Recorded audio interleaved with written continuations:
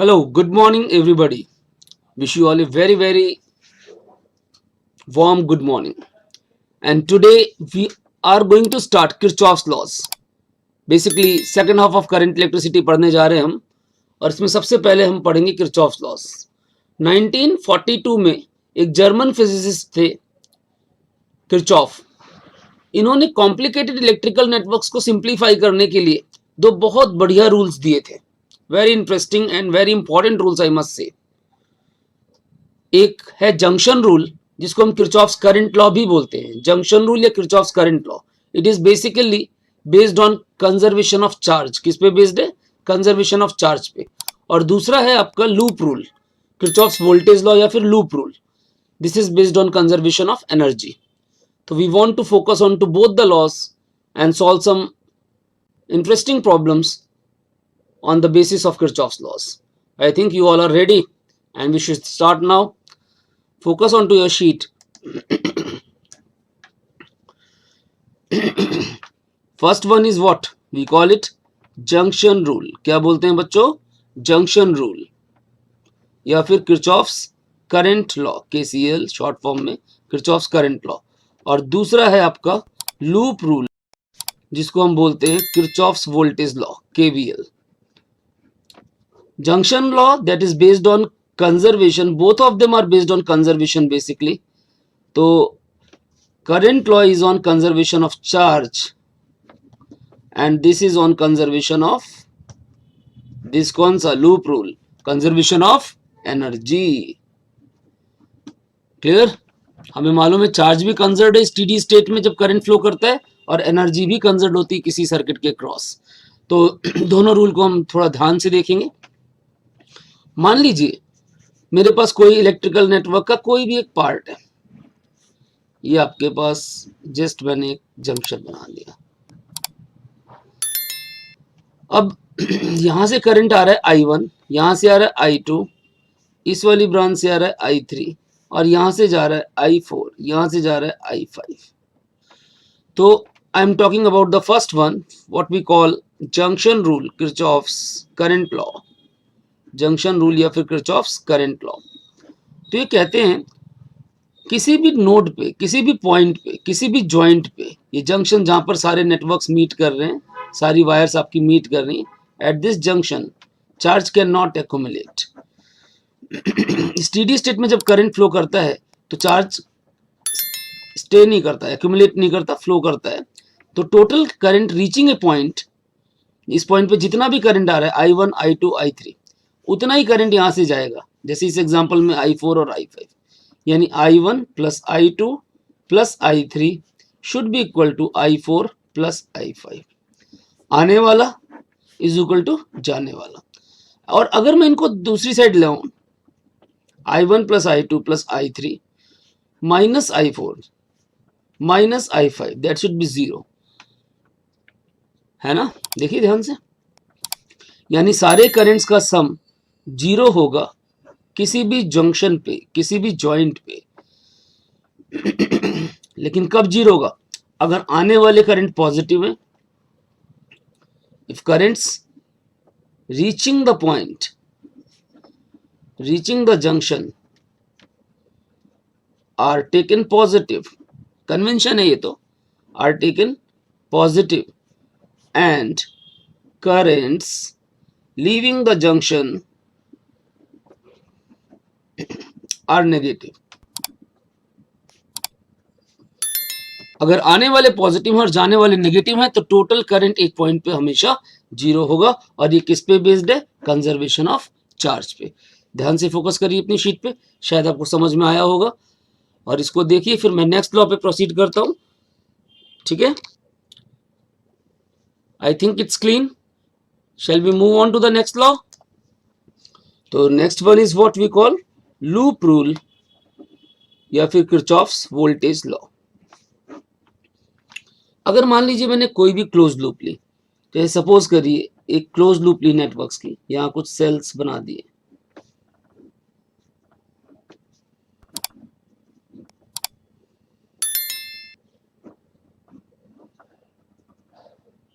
और इसमें current flow कर रहा है मान लीजिए I. सेंस मैंने अपने आप ले लिया. clockwise. Let this resistance be R1, this be R2, this be R3, this be R4. This EMF is marked as E1, E2 plus minus. You know, जो बड़ा वाला टर्मिनल है वो प्लस, छोटा वाला minus, and this is taken as E3. तो Kirchhoff loop rule जो है वो ये बोलता है कि sum of voltage drops for a close loop, अगर हमारे पास कोई भी क्लोज लूप है, इसमें जितने भी वोल्टेज ड्रॉप होंगे इनका सम हमेशा उसमें कनेक्टेड ईएमएफ के सम के बराबर होगा, but you have to choose appropriate sign conventions, appropriate sign conventions. जैसे मान लीजिए यहां से स्टार्ट करता हूं मैं point A and then B and then C and then D, तो I am talking about loop A B C D A, which loop A B C D A. तो सम ऑफ वोल्टेज ड्रॉप्स देखिए कहां कहां drop होगा, एक R1 पे होगा, फिर एक R2 पे होगा, एक R3 पे होगा और एक R4 पे होगा। तो I must say I1, I is the only current, I into R1 plus I into R2 plus I into R3 plus I into R4, जितने भी रेजिस्टेंस हैं इनके क्रॉस वोल्टेज ड्रॉप्स यानी IR टर्म्स का सम हमेशा EMF के सम के बराबर होगा। क्लियर? This is E1। अब कन्वेंशन क्या है, वी कैन चूज अकॉर्डिंगली। मैं जो कन्वेंशन यूज कर रहा हूं वो आपको बता रहा हूं मैं अभी। जैसे मेरे पास एक सेल है, इससे करंट पास कर रहा है, इसको क्रॉस कर रहा है, इसको कट करके निकल रहा है। अगर ये नेगेटिव टर्मिनल से ले रहा है तो मैं इसको नेगेटिव लूंगा, और अगर ये पॉजिटिव टर्मिनल से निकल रहा है तो मैं बैटरी को पॉजिटिव लूंगा। क्लियर? तो यहां पर करंट कैसे निकल रहा है E1 में, देखिए कहां से निकल रहा है, प्लस से माइनस से, माइनस से, तो minus E1, again minus E2, और यहां पर प्लस से तो प्लस E3। यानी I अगर मैं कॉमन ले लूं तो R1 plus R2 plus R3 plus R4 that should be equal to E3 minus E2 minus E1, और इससे करंट की वैल्यू आ जाएगी एक सिंपल लूप के अंदर। अभी हम 2-4 लूप्स यूज करके भी देखेंगे। मेरे हिसाब से यहां तक समझ में आना चाहिए कि सम ऑफ IR टर्म्स यानी voltage drops must be equal to sum of EMFs connected to that loop with proper sign conventions.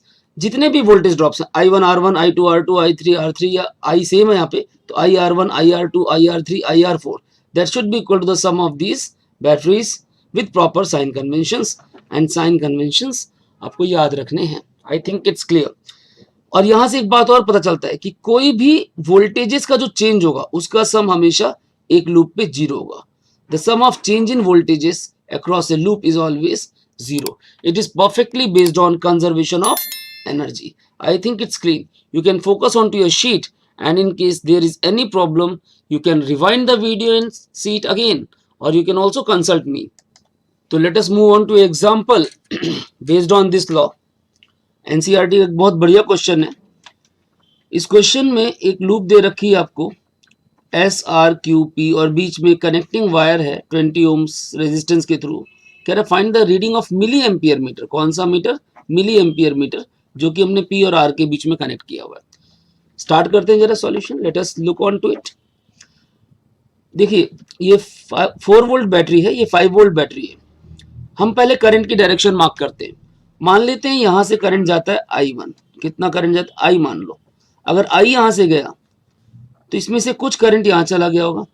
अगर I1 यहां गया तो बचा कितना? I minus I1। देखिए अगर I यहां से चला, इसमें से I1 इधर गया तो इधर बचा I माइनस I1। जरूरी नहीं आपने इसको I1 लेना है, आप इसको I1 लेंगे तो ये I माइनस I1 हो जाएगा। डिपेंड्स, आपकी मर्जी है। I माइनस I1 यहां से गया, देखिए कोई जंक्शन नहीं है, यहां तक I माइनस I1 वापस आया। ये I1 यहां जाकर के इधर आकर के इस जंक्शन पे दोनों मिल गए, और वापस दोनों का सम हुआ। किसका सम? I1 और I माइनस I1 का। और ये कितना बन गया? I बन गया। ये I वापस आया यहाँ पर। एक ब्रांच में हमेशा एक ही करंट होता है, ध्यान देना। जब तक जंक्शन ना हो करंट चेंज नहीं होगा। एक वायर के क्रॉस सिर्फ वोल्टेज का ड्रॉप होता है, करंट का कोई ड्रॉप नहीं होता। क्लियर है? तो यहां से I1 I गया, I1 इधर गया, I माइनस I1 यहां आया, दोनों मिल गए, I वापस आ गया नेटवर्क में। अब आप दोनों लूप्स के लिए इक्वेशन लिखिए। पहले मैं लेता हूं PRQP। PRQP मैं पहले इसको भी ले सकता हूँ, मर्जी है हमारी। फिलहाल पी आर में देखिए, पी आर क्या ड्रॉप है, I1 इंटू 20, तो 20 I1, देखिए 20 ओम्स रेजिस्टेंस है और I1 करंट जा रहा है, तो 20 I1। अब इधर आइए नेक्स्ट, 60I, ये भी ड्रॉप है, 60I should be equal to, और कोई ड्रॉप नहीं, सिर्फ दो ड्रॉप है यहाँ पे, should be equal to 4, plus या माइनस, देखिए ये माइनस टर्मिनल है, प्लस टर्मिनल है, करंट प्लस से क्रॉस कर रहा है, शुड बी इक्वल टू 4। ये मेरी एक इक्वेशन बन गई। Clear? I think first equation is clear to you. Next I am moving on to this loop, PSRP।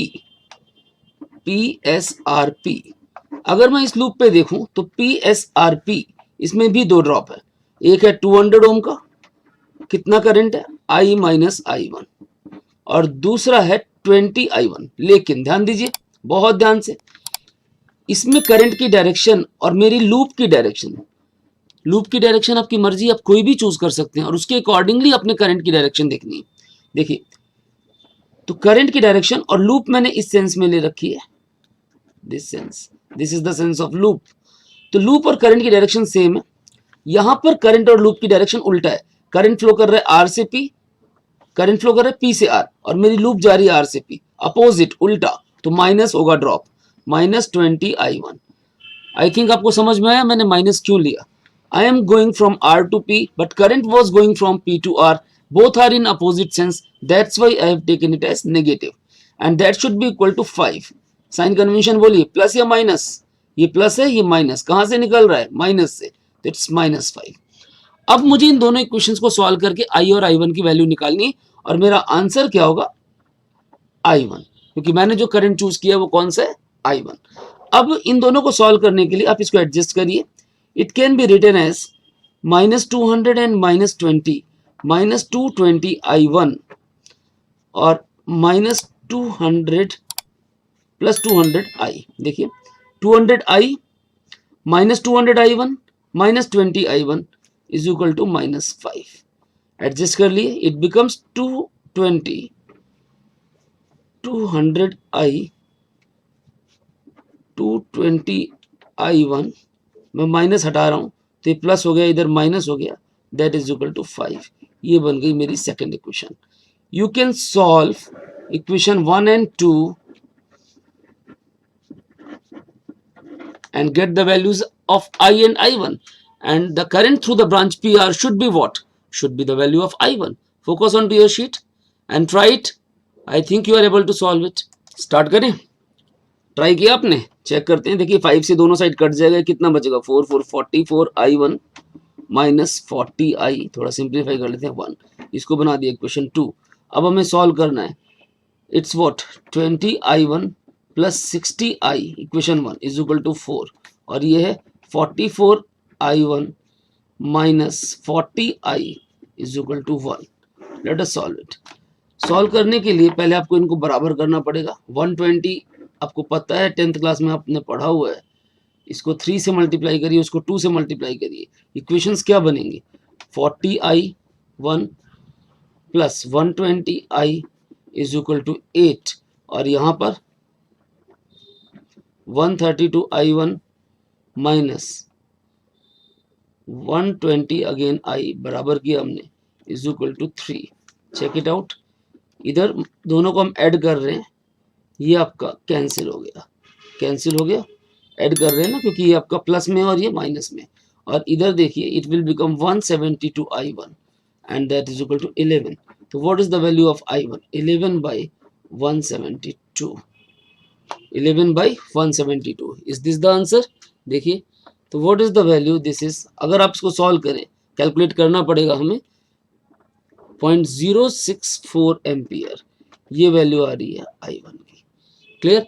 अब इसने कहा what is the reading of milliampere meter, ध्यान दीजिएगा, तो ये कितना हो गया, 0.064, तो मैं इसको लिख सकता हूँ 64 मिली एम्पियर, लिख सकता हूँ 64 मिली एम्पियर।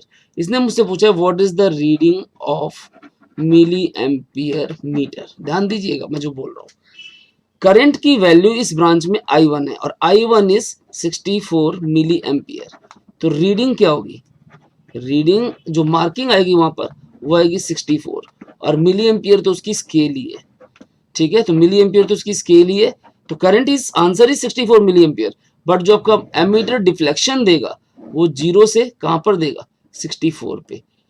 क्लियर, 0 से जाकर के कहां तक डिफ्लेक्ट करेगा, 64 तक जाकर डिफ्लेक्ट करेगा। And I think it's clean, you can focus on to your sheet, समझ में आना चाहिए आपको। आई थिंक फर्स्ट एग्जाम्पल आपको क्लियर है। अब एक और एग्जाम्पल पे प्रोसीड करते हैं। बस ये ध्यान देना, साइन कन्वेंशन हमें प्रॉपरली यूज करने हैं। लूप की डायरेक्शन हम अपनी मर्जी से चूज कर सकते हैं। अगर करंट और लूप सेम डायरेक्शन में है तो ड्रॉप पॉजिटिव होगा, लेकिन अगर लूप के अपोजिट है करंट तो ऐसी कंडीशन में आपका ड्रॉप नेगेटिव होगा। पक्का क्लियर है बेटा? फोकस करते हैं एक और क्वेश्चन पे। देखिए ये क्वेश्चन आपको दिया हुआ है, this is a 2 volt battery and its internal resistance is 2 ohms. This is a 1.5 volt battery and its internal resistance is 1 ohm and both are connected in parallel. देखिए पॉजिटिव इधर है, नेगेटिव इधर, plus minus, यानी दोनों का current same direction में आ रहा है। मैं मान लेता हूं इससे I1 आ रहा है, इससे I2 आ रहा है।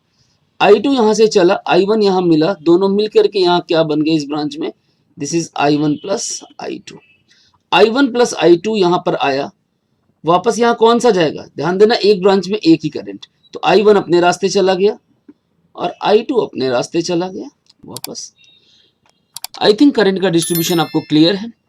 Once again I am telling, 1.5 से I1 निकला, 2 से I2 निकला, दोनों मिल करके यहां से गए और वापस अपने अपने रास्ते अपना अपना करंट चला गया। This was according to Kirchhoff's current law, junction rule, conservation of charge.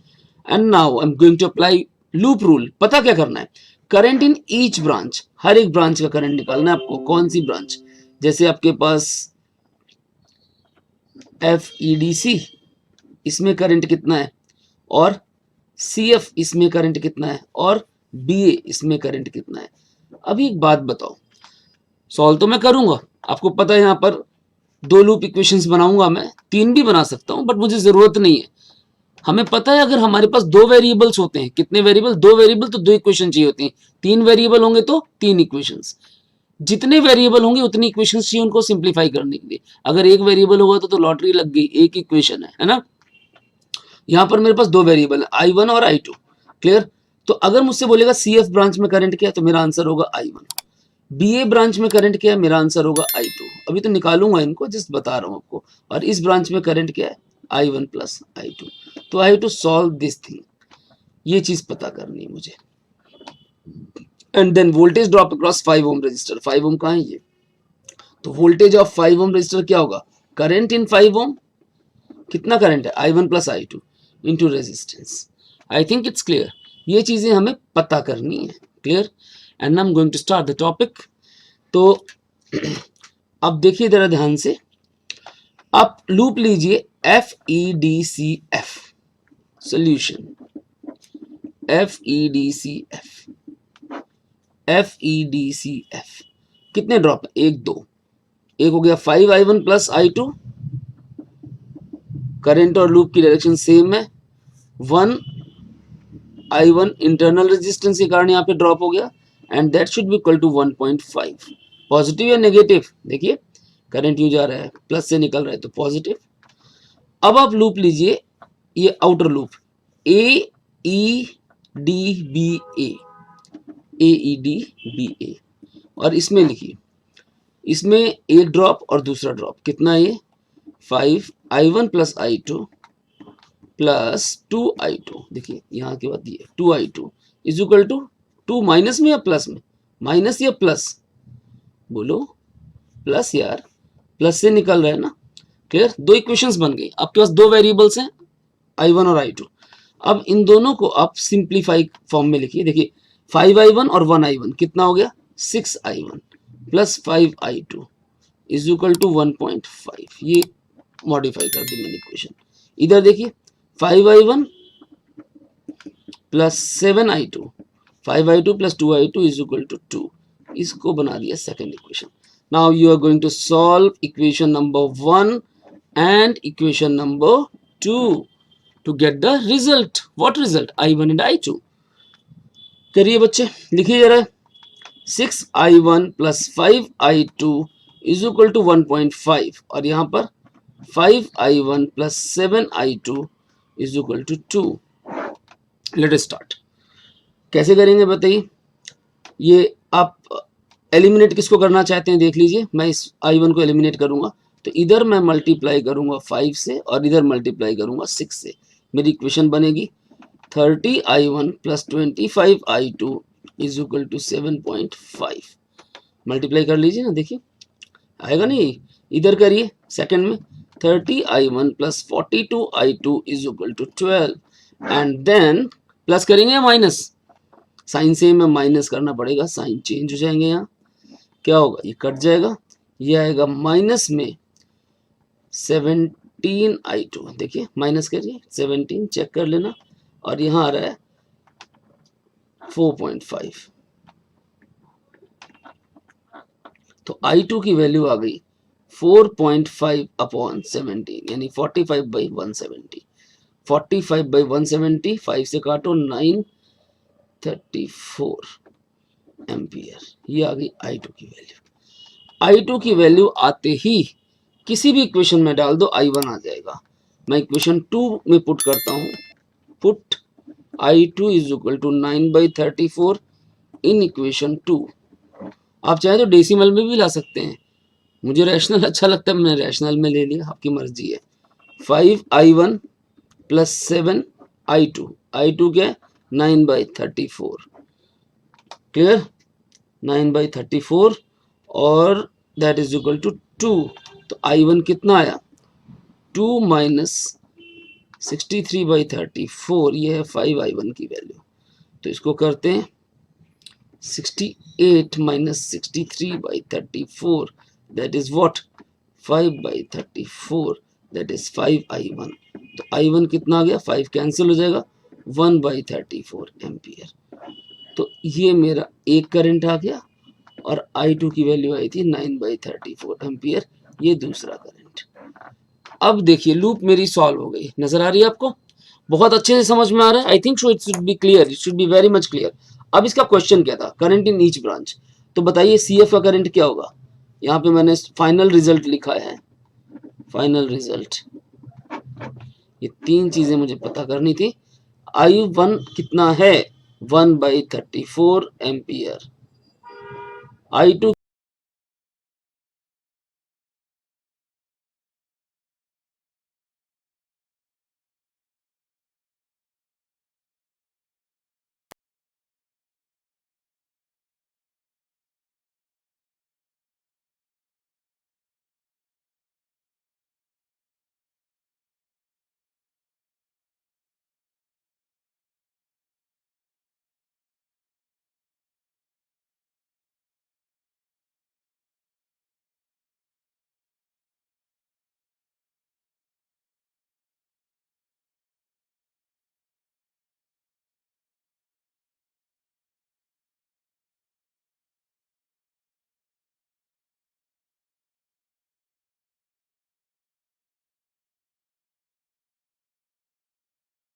I1 battery से निकल रहा है, E2 से निकल रहा है, दोनों मिल रहे हैं, I3 बन रहा है।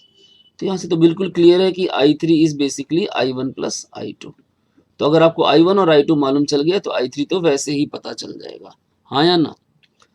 लूप इक्वेशन लिखिए, आपको बताया हुआ है। पहले इस सेल को कंक्लूड करके ये लूप लिखिए, फिर ऊपर वाले सेल को कंक्लूड करके ये लूप लिखिए। दो लूप्स लिखिए। तो अगर मैं इसको लूप 1 मान लेता हूँ और बड़ी वाली को लूप 2 मान लेता हूँ, मर्जी आप नाम लिख लो ABCD, कोई फर्क नहीं पड़ता। तो for loop 1 what should be the value? Late us start. Current कितना? I2। इसमें कितने ड्रॉप हैं? एक। और यहाँ ध्यान देना इसका इंटरनल रेजिस्टेंस भी है, तो ये हो जाएगा 12I3 and I3 is I1 plus I2। 12I1 plus I2 और प्लस 1I2 यानी I2 is equal to what? 10। I think it's clear. तो यहाँ से बन गया 12I1 plus 13I2 is equal to 12 plus 1, 13I2 is equal to 10। ये बन गई मेरी पहली इक्वेशन। क्लियर है आपको? अब आते हैं ऊपर वाली लूप में, फॉर लूप 2। सेकेंड लूप की बात करते हैं। सेकेंड लूप में ध्यान से देखिए बेटा, एक ड्रॉप 12 का है और एक इसका 0.5 ओम इंटरनल रेजिस्टेंस है। तो 12I3 is I1 plus I2। देखिए 12I3 है ना इस ब्रांच में करंट, तो I3 is I1 plus I2 और ऊपर गए तो 0.5 कितना करंट है बोलो I1 इज इक्वल टू 6, यही है। तो अब मैं इसको एडजस्ट करता हूँ 12.5 I1 plus 12 I1 plus 0.5 I1 बन गए इज इक्वल टू 6। ये सेकंड इक्वेशन है मेरी। क्लियर, समझ में आ रही बात? डेसिमल हटाना हो तो आपकी मर्जी है, मैं तो हटाऊंगा। 2 से मल्टीप्लाई कर दिया इज इक्वल टू 12। आसान हो जाती है कैलकुलेशन थोड़ी। अब हमें सॉल्व करना है इक्वेशन 1 और इक्वेशन 2 को। करके देखेंगे एक बार, ट्राई करिए, पॉज करिए वीडियो को और ट्राई करिए। 1 मिनट का टाइम लो, कुछ तो मेहनत करो, थोड़ी सी कोशिश करिए। हम पॉज करके देखिए, I am solving it then further. तो इक्वेशन 1 क्या है, 12I1 plus 13I2 is equal to 10 और यहाँ पर है 25I1 plus 24I2 is equal to 12। Calculation थोड़ी लेंदी हो गई, आप ऐसा करिए, इसको 25 से मल्टीप्लाई करिए, इसको 12 से मल्टीप्लाई करिए, I1 को एलिमिनेट करेंगे। अब क्या आएगा हमारे पास, इसको सॉल्व करिए, 25 इंटू 12 कितना आ रहा है, सॉल्व करो जल्दी। 25 into 12 what is that, 250 plus 50 300 I1 और ये आ जाएगा 325 I2 इज इक्वल टू 250। 12 से करिए, 1225 दैट इज अगेन 300 I1 और प्लस 12 इंटू 24, 12 इंटू 24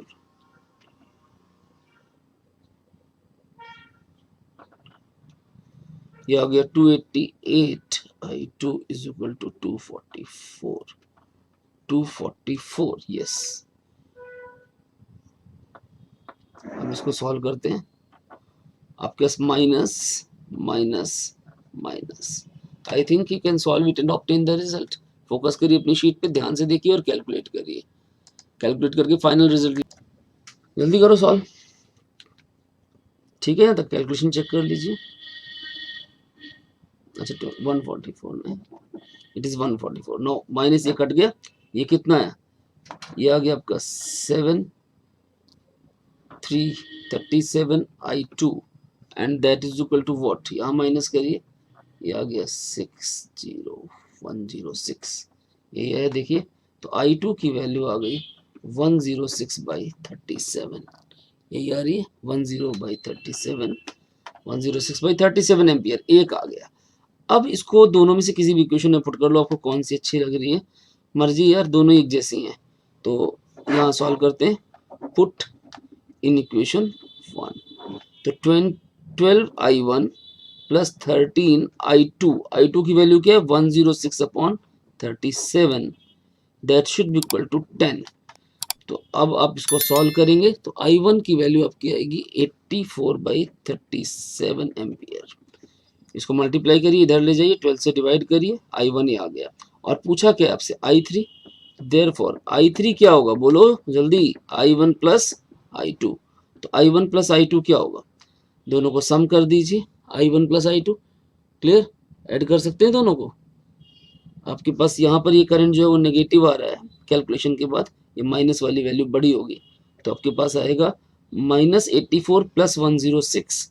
तो 106 में से 84 को माइनस करेंगे, कितना आएगा 22, तो 22/37 एम्पियर, ये आ गया। दिस करंट इज नेगेटिव, मतलब डायरेक्शन जो हमने मार्क की, करंट बेसिकली इसके उल्टा फ्लो कर रहा है।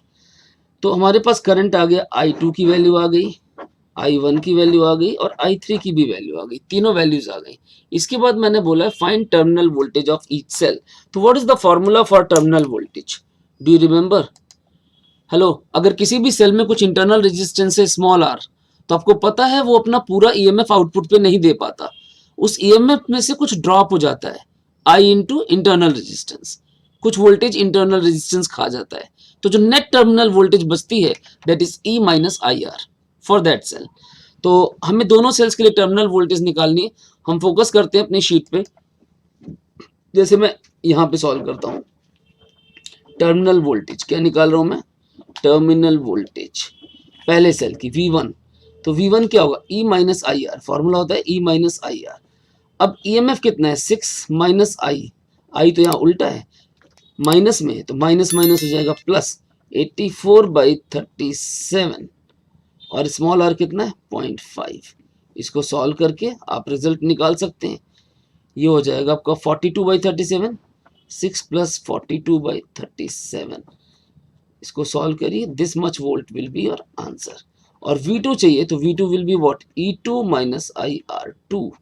ये 1 था I1 और यहाँ पर I2। तो अब आप बताइए E2 कितना है 10, इसमें I2 पॉजिटिव है, माइनस I2 कितना है 106/37, 106/37 और इसका रेजिस्टेंस है 1 ओम, तो 1 से कोई फर्क नहीं पड़ेगा। You can just solve it, 370 - 106/37 volt, solve it and you can get the result. Calculate करिए, कैलकुलेट करके फाइंड आउट करिए आंसर और मैच करिए whether it is going to match. Try किया आपने, देखो कैलकुलेट करिए, ये कितना हो गया, माइनस करिए, it's 264/37 and when you solve it you will get 7.135 ampere volts, 7.135 volts. और इसको भी सॉल्व करेंगे तो सेम ही आएगा 7.135। आप चेक करके देख लेना। देखो मैं आपको एक बहुत इंटरेस्टिंग बात बता रहा हूँ, कैलकुलेशन तो हो गई हमारी, रिजल्ट भी आ गया हमारा। एक बहुत ही अच्छी बात आपको पता भी होनी चाहिए, ये बात क्या कि देखिए ये जो सेल है और ये सेल और ये रेजिस्टेंस, इनके अलावा यहाँ कोई ड्रॉप नहीं, तीनों का this thing and this thing they all are in parallel, मतलब तीनों की वोल्टेज सेम होनी चाहिए। भाई जो इसकी टर्मिनल वोल्टेज है वही इसकी होनी चाहिए और यही इसका वोल्टेज ड्रॉप होना चाहिए। आप चाहे तो चेक करके देख लो, देखिए यहाँ पे तो आ रहा है, इसका 7.135 आ रहा है, इसका भी 7.135 है। देखिए इसका घट रहा है और इसका बढ़ रहा है, मतलब this cell is being charged, this cell is being charged, ये चार्ज हो रहा है, ये डिस्चार्ज हो रहा है, ये चार्ज हो रहा है, और दोनों की जो वोल्टेज है वो बराबर है 7.135 वोल्ट, और वही वोल्टेज इस 12 ओम रेजिस्टर को भी मिलेगी। यू कैन कैलकुलेट, चेक करके देख लीजिए। समझ में आ रही बात, पक्का क्लियर है? कैसे कैलकुलेट करेंगे, 12 ओम ये है और इसका करंट कितना है 22/37, तो इसकी वोल्टेज क्या होगी 22/37 इंटू 12, आप चेक करना, this will be 7.135 only. Clear? बहुत अच्छे से समझ में आना चाहिए। अपनी शीट पे फोकस करिए, इसे कॉपी करिए। अगर कोई डाउट है तो आप मुझसे दोबारा कंसल्ट कर सकते हैं इस पे।